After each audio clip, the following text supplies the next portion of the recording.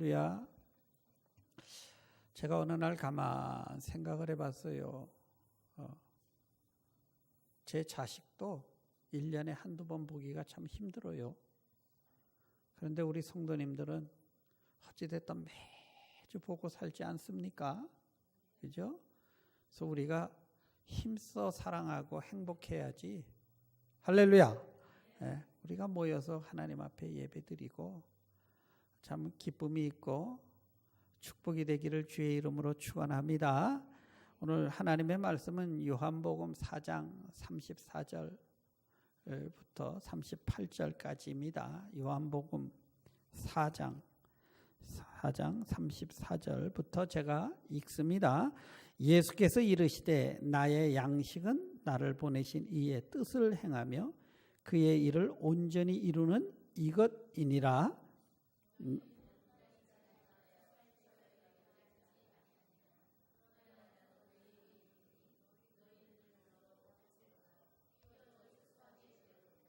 거두는 자가 이미 싹도 받고 영생에 이르는 열매를 모으나니 이는 뿌리는 자와 거두는 자가 함께 즐거워하게 하려 함이라.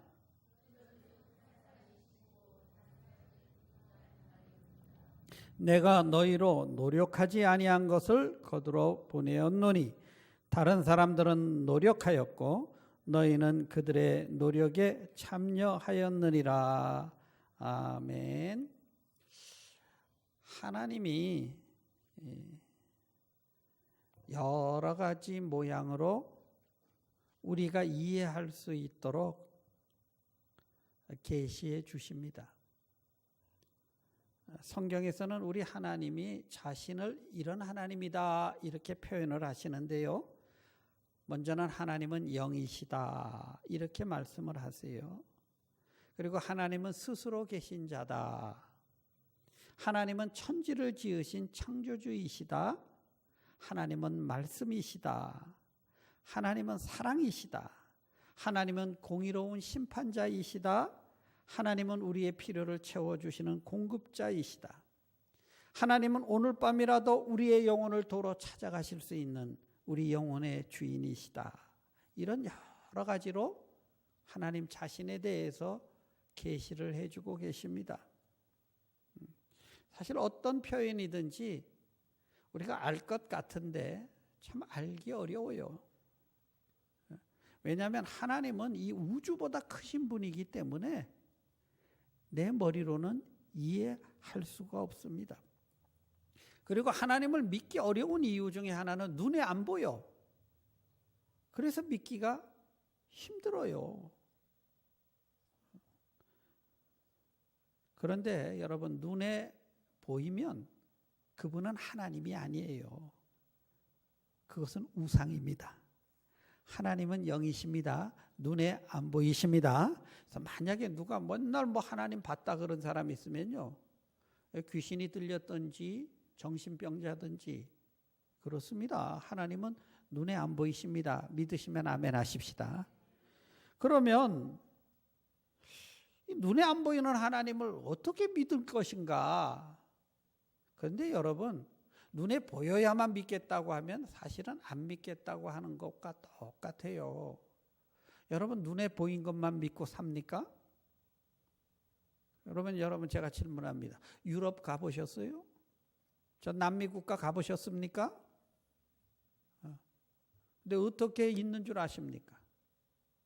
여러분이 엄마가 여러분 낳는 거 보셨습니까? 그런데 엄마인 줄 어떻게 아십니까?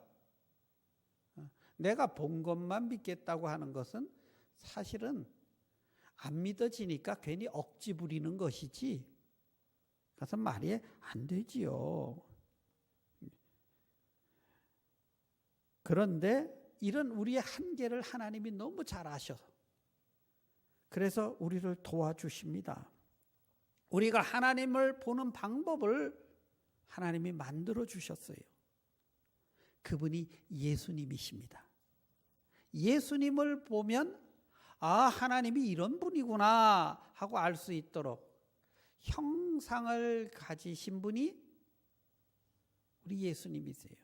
예수님은 하나님의 영으로 성령으로 처녀의 몸에서 잉태되어서 이 땅에 인간으로 오신 분입니다. 그분은 역사 속의 인물이에요. 그분 때문에 세상이 바뀌었습니다. 여러분, 우리가 AD 몇 년, BC 몇 년 하잖아요. BC가 뭡니까? Before Christ. 예수님 오시기 전. AD는 에나 도미노, 라틴어죠. 주님 오신 이후. 예수님 때문에 역사가 갈라졌잖아요. 히스토리잖아요. 누구의 스토리입니까? 예수의 스토리입니다. 예수는 역사 속의 인물이에요. 그러나 그분은 하나님의 아들이시기 때문에 우리가 그분을 통해서만 하나님은 이런 분이구나 하고 이해할 수가 있어요. 그래서 예수님이 나로 말미암지 않고는 아버지께로 올 자가 없다. 내가 길이요 진리요 생명이다. 여러분, 하나님이 어떤 분인지 궁금하시면 예수님이 어떤 분인지 여러분이 그분을 보면 돼요. 믿으시면 아멘 하십시다. 예수님은 오셔서 우리 하나님에 대해서 참 많이 설명을 해 주셨어요. 근데 당시 사람들이 누구나 이해할 수 있기 쉽도록 비유로 말씀을 해 주셨어요. 우리 하나님은 이런 하나님이다 하고 비유로 가르쳐 주셨는데 여러 가지죠. 일꾼을 부르시는 포도원의 주인처럼, 잔치를 베풀고 초대하는 왕의 모습으로, 집 나간 탕자 아들을 애타게 기다리는 아버지의 모습으로, 엄청난 빚을 진 자를 불쌍해서 아무 조건 없이 탕감해 주는 자비한 주인으로, 먼 길을 떠나며 종들에게 달란트를 맡겨 놓았다가 되돌아와서 열심히 자란 종에게는 상급을 주고 게으렀던 종에게는 벌을 주는 심판의 하나님으로, 우리 주님은 여러 가지 모습으로 하나님을 비유로 설명하셨습니다. 그러면 우리가 하나님을 다 알 수 있을까? 몰라요. 그래도 몰라. 왜? 하나님은 너무 크셔서 우리의 지적 능력으로는 이해할 수가 없습니다. 여기까지 이해되시면 아멘 하십시다.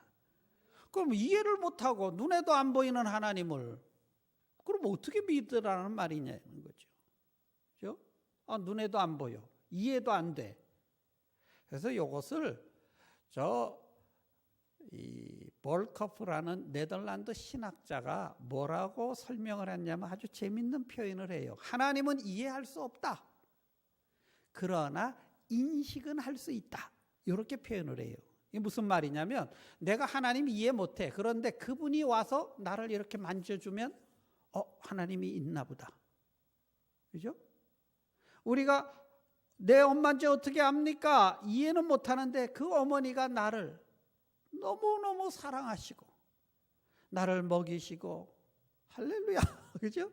그래서 내 엄마구나를 알잖아요. 그것처럼 하나님이 다가오셔서 우리를 어루만지시고 이래야 하나님 정말 살아계시는구나 깨달을 수 있게 됐다는 거예요. 이것을 기독교 용어로 은혜를 받는다 이렇게 표현을 해요. 하나님이 여러분에게 다가오셔서 여러분을 어루만져 주시기를 주의 이름으로 축원합니다. 그래서 내가 하나님을 이해하는 부분은 극히 작은 부분이에요. 마치 태평양 바닷물 가운데 한 바가지 물처럼 내가 하나님을 이해하는 건 아주 작은 부분. 왜? 그분이 나를 만나 주신 그 부분만큼만 아는 것이지 내가 마치 하나님을 다 아는 것처럼 이건 착각이고 이게 교만이죠. 그래서 기독교를 그래서 종교학적으로 계시의 종교다 이렇게 표현을 하는 거예요. 우리가 하나님을 찾아간 것이 아니라 하나님이 나를 찾아와 주시는 겁니다. 할렐루야. 그래서요, 하나님을 믿으려면 인간의 힘으로 되어지는 것이 아니기 때문에 은혜로 되어졌다. 그래서 믿음은 하나님이 주시는 선물이다 이렇게 표현을 해요. 따라합시다. 믿음은 하나님이 주시는 선물이다. 주여 내게도 주시옵소서. 아멘. 그래서 하나님이 불쌍해서 자비를 베풀어 주셔서 우리에게 주시는 것이지, 내가 똑똑해서 뭐 연구를 많이 해가지고 되어지는 게 아니라는 것이죠. 예수를 진정으로 믿어지면 이게 기적이에요. 아멘. 여러분, 예수 믿어지는 거 이거 기적 중에 기적입니다. 예수가 믿어지는 게 이게 기적인데, 어떻게 믿어지느냐? 하나님이 성령으로 우리 마음을 감화감동시켜 줘야, 그래야 믿어진다는 것이지요. 누구든지 성령으로 말미암지 않고는 예수를 구주라 할 수 없느니라 이랬어요. 우리 고린도전서 12장 3절의 말씀을 같이 읽죠. 고린도전서 12장 3절. 빨리 띄워주셔야지. 못 찾았습니까? 네. 그럼 제가 읽을게요.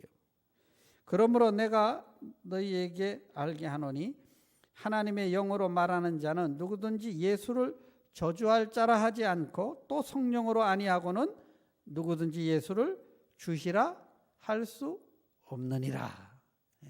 성령으로 감화감동해야만 예수가 정말 나의 주인 되시구나, 이게 믿어진다는 거예요. 여러분 예수 믿으시면 아멘 하십시다. 그러면 이게 내가 똑똑해서 된 게 아니고 하나님이 이 자리까지 나를 인도하신 거예요. 그래서 여러분은 복받은 사람들입니다. 믿어지시기를 축원합니다. 우리 크게 고백합시다. 나는 복받은 사람이에요. 왜? 예수가 믿어지니까. 근데 아직도 잘 안 믿어져. 그럼 아직 성령이 충만하지 않은 거예요. 이것은 오직 하나님의 힘으로만 됩니다. 그래서 예수 믿는 사람은 영혼 속에 성령을 모시고 사는 사람이에요. 우리가 육신을 가졌기 때문에 평상시에는 육신의 눈으로 보지만 성령이 충만할 때는 우리가 예수님의 마음, 하나님의 마음으로 세상을 바라보게 되지요. 이 마음이 사실은 그냥 우리 속에서 막 싸워요. 저도요, 어떤 때 성령 충만할 때는 예수님의 마음으로 세상을 바라보다가 제 본성이 나오면 저도 그냥 인간이니까. 여러분도 그렇죠? 그래요, 안 그래요? 그래서 사도 바울도 오라 나는 죄인이다, 내 속에서 두 가지 마음이 막 싸운다, 이렇게 말씀을 하셨잖아요. 이게 자연적인 인간이에요. 성령이 충만할 때는 우리의 생각이 하나님의 생각과 일치하도록 이렇게 성령이 도와주세요. 그래 성령의 감동을 받은 사람은 세상을 바라볼 때 하나님의 마음으로 바라보지요. 이것이 가장 아름답게 표현된 성경 구절이 오늘 본문의 말씀이에요. 예수님이 세상을 어떤 눈으로 바라보고 계셨는가 하고 우리에게 가르쳐 주십니다.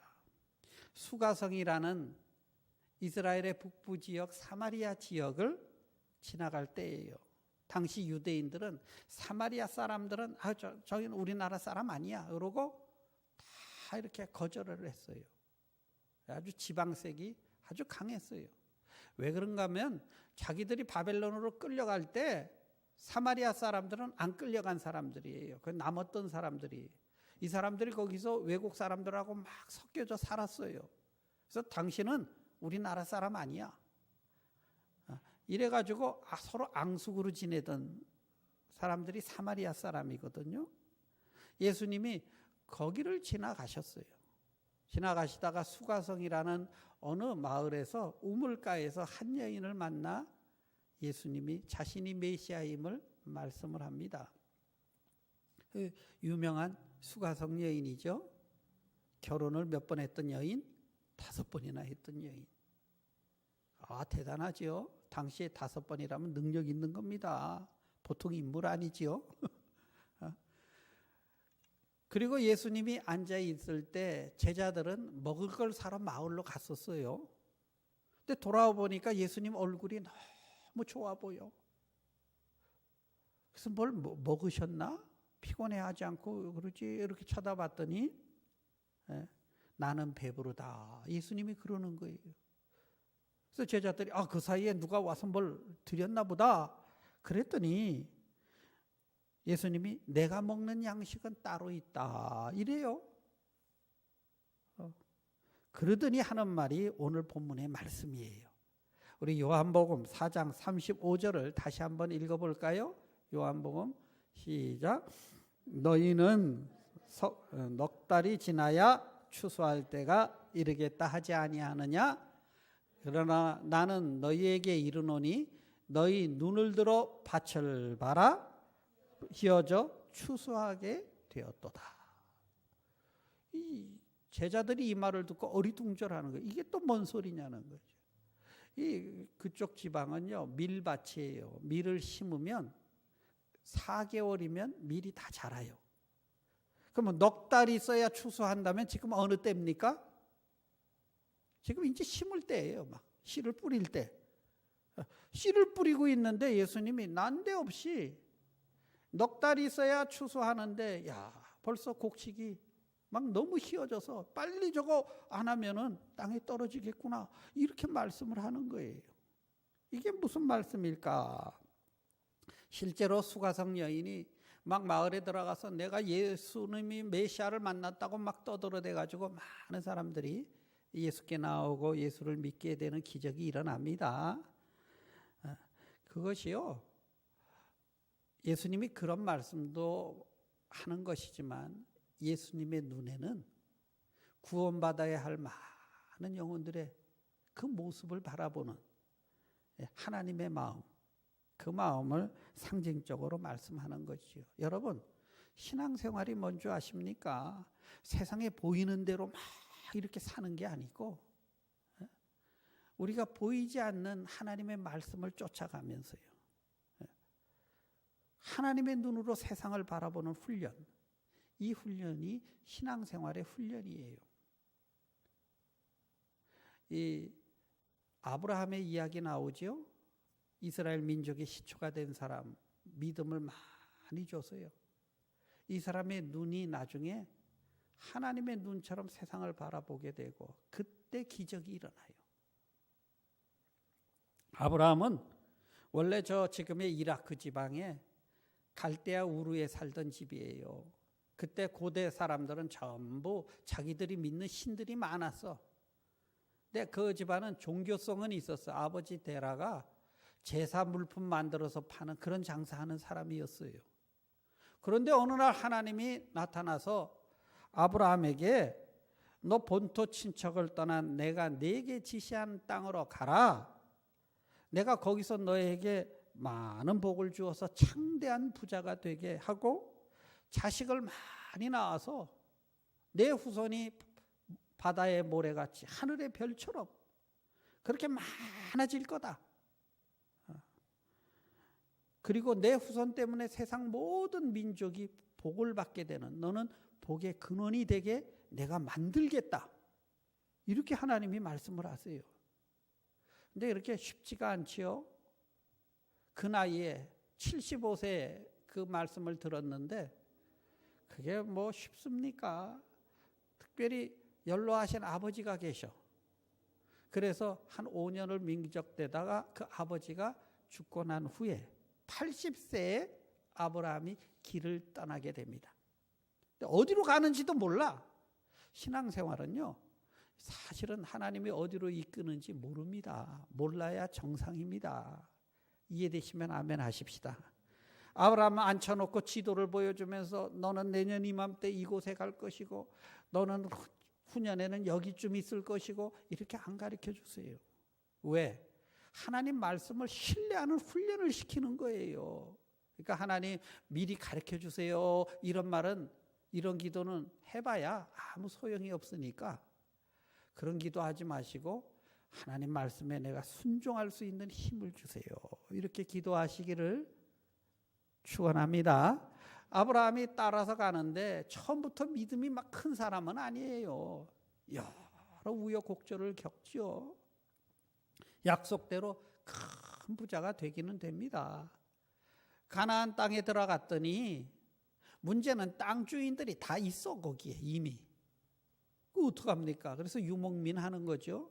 그런데 하나님이 축복하셔서 양떼 소떼 막 많아져서 일꾼들이 막 수백 명이 된 거예요. 그러니까 그 가족까지 다 치면은 한 큰 족장이 된 거예요.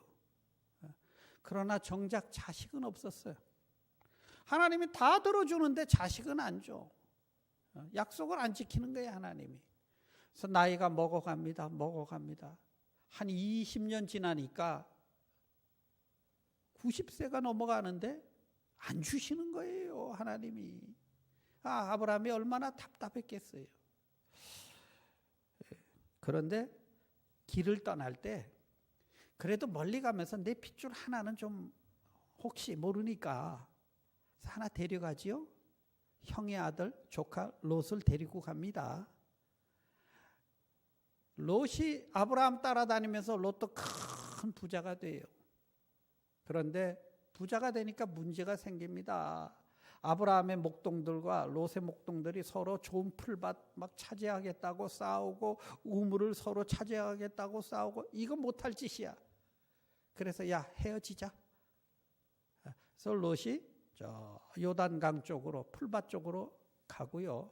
아브라함은 그렇게 믿었던 조카마저 떠나고 나니까 아무 믿을 게 없지요.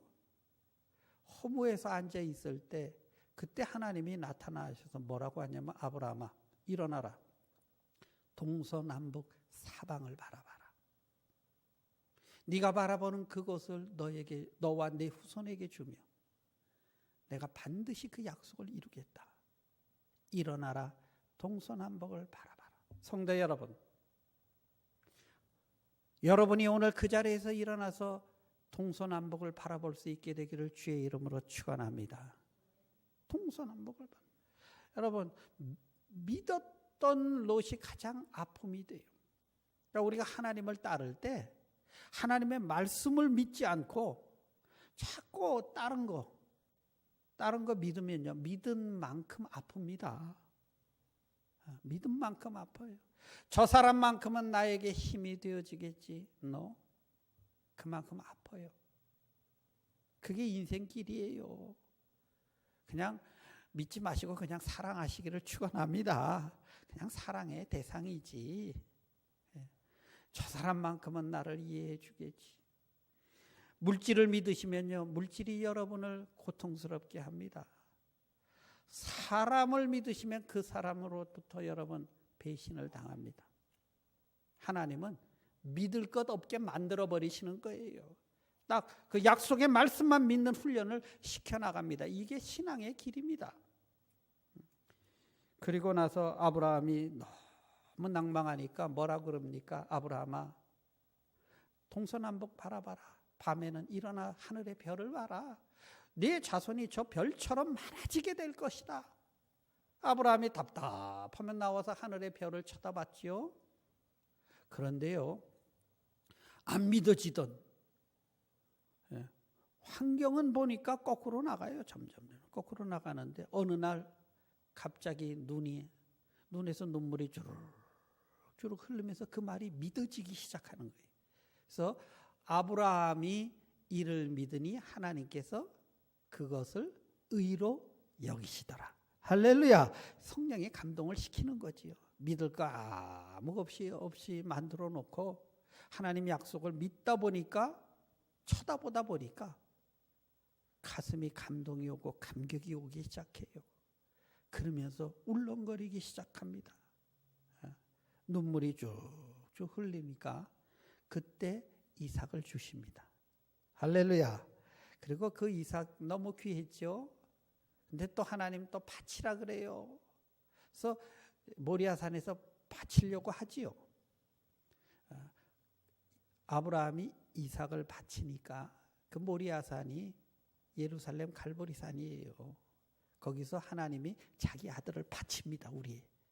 그래서 세상 모든 민족이 아브라함 후손 때문에 복을 받게 만들어 가셨습니다. 할렐루야. 하나님은 우리를 축복의 근원으로 만들어 가시는 거예요.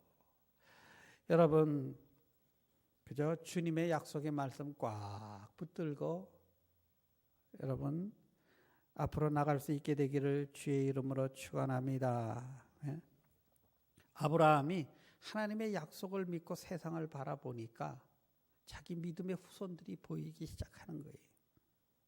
예수님의 눈이 지금 그래요. 하나님의 약속을 붙들고 보니까 우리 주님 때문에 수많은 영혼들이 죽음에서 천국으로 옮겨지는 그 모습을 바라보면서요. 봐라. 저 밭을 봐라. 저 밭을 한번 봐라. 얼마나 많은 영혼들이, 추수할 영혼들이 있지 않느냐, 이렇게 말씀을 하죠. 가슴 벅찬 거죠. 우리 주님은 그 벅찬 것 때문에 안 먹어도 배가 부르다, 이렇게 말씀을 하세요. 기뻐해요. 우리 요한복음 4장 36절 한번 읽어볼까요? 4장 36절 요한복음 시작. 이미 싹도 받고 영생에 이르는 열매를 모으나니 이는 뿌리는 자와 거두는 자가 함께 즐거워함이라. 이게 무슨 말이냐면 옛날 농촌에서요, 봄에 일하면 그날 싹을 받는 게 아니에요. 봄철에 일을 했지만 나중에 가을에 가서 추수를 해야 그때 이제 받아요. 그러니까 이 씨를 뿌리는 사람도 추수해야 받고, 추수 때 일한 사람은 또 빨리 받죠. 그죠? 추수 때 일한 사람도 받고. 그래서 씨 뿌리는 자도 기뻐하고, 추수하는 자도 기뻐하고, 밭주인도 기쁘고, 할렐루야. 지금 이 말씀을 하고 계시는 거죠. 우리가 주인의 즐거움에 참여하게 되었다, 이런 뜻입니다. 성도 여러분, 복음 전파에 그것처럼 귀하고 기쁜 일이 없습니다. 가슴 벅차요. 주인과 함께 하나님의 기쁨에 참여하는 거예요. 죄인 하나가 회인하고 회개하고 하나님 나라 들어올 때 천국에서 큰 잔치가 벌어진다고 예수님은 그렇게 표현을 하십니다. 만약 교회 생활이 언제부턴가 내가 재미가 없어, 그냥 억지로 그냥 막 내가 뭐 우리가 밥맛이 없더라도 밥은 억지로 먹어야 살지요. 그러니까 뭐 재미가 없더라도 뭐 교회는 또 억지로 나와 예배라도 드려야 살긴 삽니다. 그러나 밥맛이 없으면 어떻게 된 거죠? 병이 든 거죠. 내가 교회 생활이 재미가 없고 추수해야 할 영혼이 안 보이고 말썽 부리는 사람들만 보이고 그런다면 여러분, 뭔가 잘못된 거지요. 가슴 벅찰 일들이 안 보이고 자꾸 시험들 일들만 보이고 이게 문제고 저게 문제고, 여러분 속지 마시기 바랍니다. 하나님 나라에 문제 없습니다. 문제는 나한테 있는 거지 환경에 있는 게 아니에요. 속지 마시고 여러분을 부르신 우리 하나님의 놀라운 약속의 말씀을 붙드시고 기쁨이 회복될 수 있게 되기를 주의 이름으로 축원합니다. 왜 기쁨이 없어지냐면 순간적으로 내가 한다고 착각하기 때문에 기쁨이 없어지는 거예요. 우리 잘 아는 성경 구절 있죠? 스가랴서 4장 6절의 말씀입니다. 스가랴 4장 6절 시작. 여호와께서 스룹바벨에게 하신 말씀이 이러하니라. 여호와께서 말씀하시되 이는 힘으로 되지 아니하며 능으로 되지 아니하고 오직 나의 신으로 되느니라. 이는 힘으로 되지 않고 능으로 되지 않고 오직 성령으로만 된다. 이게 무슨 말씀이냐면요, 이 말씀은 이스라엘 백성들이 유대 나라가 망하면서요, 바벨론에 똑똑한 사람들 다 끌려갔어요. 거기서 70년 정도를 있다가 니네 나라 돌아가도 좋다, 꿈 같은 해방을 맞이하게 돼요. 그래서 수룹바벨의 인도하에 약 5만 명이 유대 나라로 돌아옵니다. 돌아와서 첫 번째 한 것이 성전을 건축하는 거예요. 할렐루야, 믿음으로 산다 그러고 왔는데 문제는 현실이 안 좋은 거예요. 당장 먹고 살 길이 없는 거예요. 먹을 게 없고, 주택 문제, 식량 문제, 뭐 건축을 하려니까 건축 자재가 있어야 할 거 아닙니까? 건축 자재의 문제. 더 큰 문제는 그곳에 살고 있던 이 사마리아 토박이들이 막 죽기 살기로 반대하는 거예요. 뭐 그냥 반대가 아니고 죽기 살기로 반대를 하는 거예요. 그래서 건축이 15년 동안 중단이 됐어요. 그때 스가랴 선지자에게 환상이 보이기 시작해요. 근데 금촛대가 쫙 큰 게 있는데 거기서 불이 확 이렇게 타는데 그 금촛대 옆에 감람나무, 그러니까 올리브나무죠. 올리브나무 2개가 이렇게 섰는데 거기서 기름이 쭉쭉 흘러내리는 그런 환상을 보게 됩니다. 그 환상 중에 들린 말씀이 오늘 본문의 말씀이에요. 힘으로 되는 것 아니고 능으로 되는 것 아니고 오직 여호와의 신으로 된다. 태산 같은 일도 수룹바벨 앞에서는 평지가 될 것이다. 순금 등대는 교회를 상징해요. 감람나무의 기름은 성령을 상징합니다. 수룹바벨은 주의 종들을 상징해요. 그래서 착각하지 마라. 사람이 하는 것 아니다. 하나님이 하십니다. 믿으시면 아멘 하십시다. 근데 이게 순간적으로 내가 한다고 하면 이제 기쁨 누리고 환경이 보이고 큰일 났어. 이제 문제가 심각해집니다. 주님의 일입니다. 주님이 하십니다. 주님이 책임지십니다. 그걸 믿으면요, 태산도 평지되는 거예요. 하나님 앞에 문제가 어디 있습니까? 나한테 문제지. 우리가 복음 전파하며 봉사하며 하는 모든 것들은 인간의 지혜나 인간의 능력 한계를 넘어가는 영적인 일들이에요. 사도들을 한번 보세요. 이 사람들 3년을 쫓아다니면서 예수님과 함께 숙식하며 제자 훈련을 한 사람입니다. 이 사람들, 그죠? 그런데요, 막상 이 사람들 무능했어요. 결정적일 때 다 도망갔어요. 언제 변합니까? 오순절 성령 강림 후에야. 능력의 사람으로 변하지 않습니까? 할렐루야! 사람의 힘으로 되어지는 게 아니라는 것이지요. 사람이 한다고 착각하면 이게 교만입니다. 교회 일하고 이것도 내가 했고 저것도 내가 했고, 이렇게 제일 착각하기 쉬운 사람이 누굽니까? 목사예요. 목사가 제일 착각하기 쉽습니다. 나 없으면 안 될 것 같아. 이것도 내가 울면서 기도해서 응답받았고 저것도 내가 해서 응답받았고. 그래서 그렇게 착각할까 봐 하나님은 어떻게 하시는 줄 아세요? 안식년이라는 걸 줘요. 너 좀 쉬어봐. 그래서 안식년을 주는 거예요. 목사님 그냥 수고했으니 너 놀아라 그러는 게 아닙니다. 안식년 동안 노는 게 아니에요. 얼마나 괴로운지 모릅니다. 장로님들한테 왜 안식년을 줍니까? 착각하니까.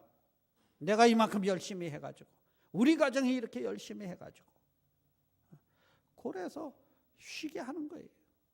사람이 하는 것이 아니고 하나님이 하시는 것인데 우리는 거기에 쓰임받는 자는 복이 있습니다. 아멘. 그것을 말씀하시는 것이죠. 우리는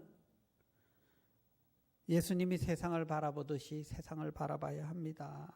성령을 영혼에 모시고 사는 성도들은요, 성령 충만한 눈으로 세상을 바라보면 하나님이 하실 위대한 일들이 보이기 시작해요. 하나님이 꼭 필요한 사람들이 이 세상에 얼마나 많습니까?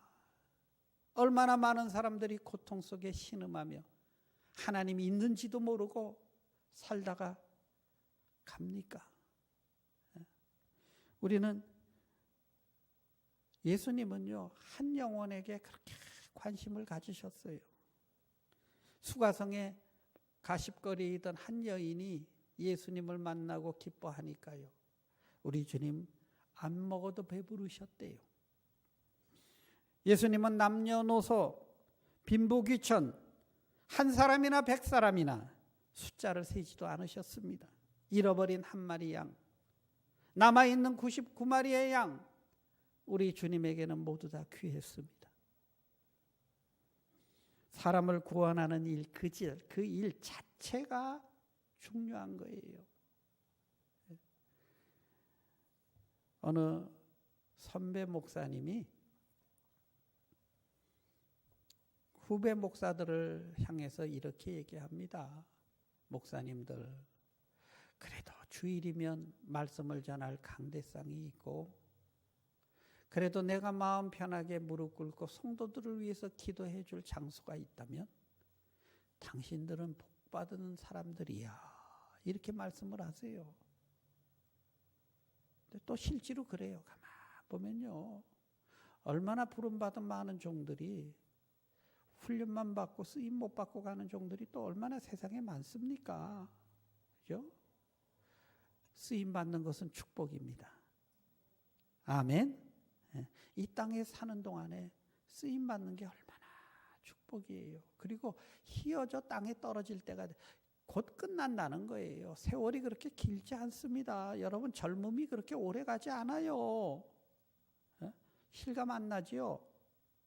눈 깜빡할 새 지나갑니다. 오죽하면 옛말에 메뚜기도 한철이라 그러겠어요. 그죠? 금세 지나가는 삶 속에서 우리가 누군가가 복음의 씨를 뿌리면 그 일을 거두는 일을 하나님이 나에게 맡겨셨다면 얼마나 귀한 거예요. 하나님이 하시는 것이지요. 우리 풍성한 품삯을 주시는 좋으신 하나님이십니다. 내가 예수를 믿음으로 하나님의 자녀가 되었고 구원받고, 나 같은 사람을 제가 어느 날 앉아 가만 기도하다 보니까 눈물이 나요. 참 제가 예수 믿은 것 자체가 내가 봐도 신기하고 놀라운 기적 중의 기적인데, 또 저 같은 사람을 통해 또 교회를 이루어 나가시고 뭐 어쩌니 저쩌니 해도 지난 25년을 사용해 주신 하나님을 생각할 때요, 정말 신비롭고 놀랍고, 할렐루야. 이게 어디 사람의 힘입니까? 하나님께서 하시는 일이지요. 주님의 눈으로 세상을 바라보면요, 한가하게 엉뚱한 짓 할 시간이 없어요.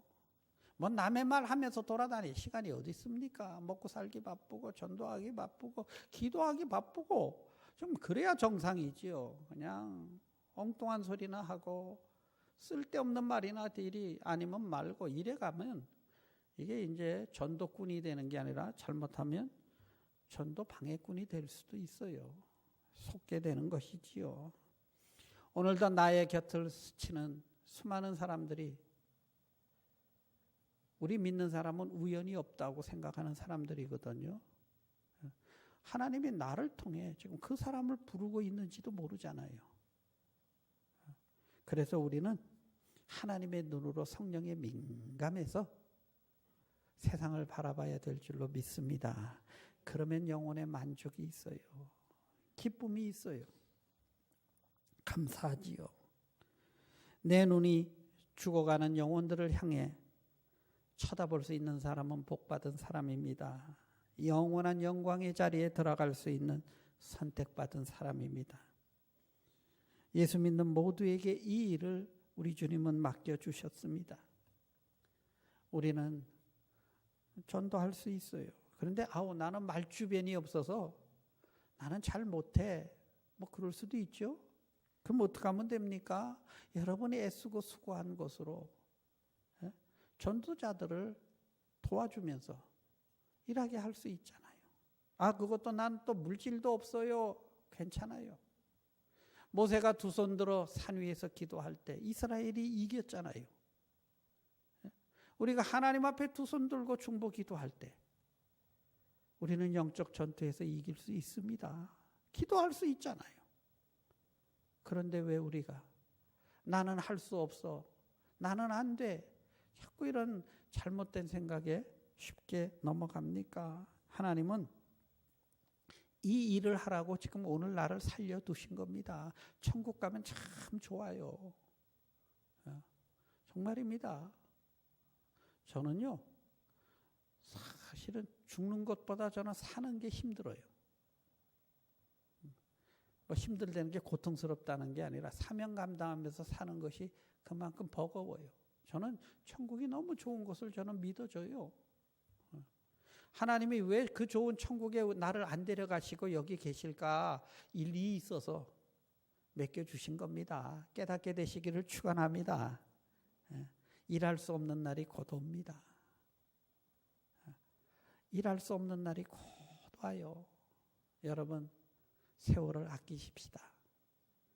우리의 물질을 아껴서 전도하는 데 쓰십시다.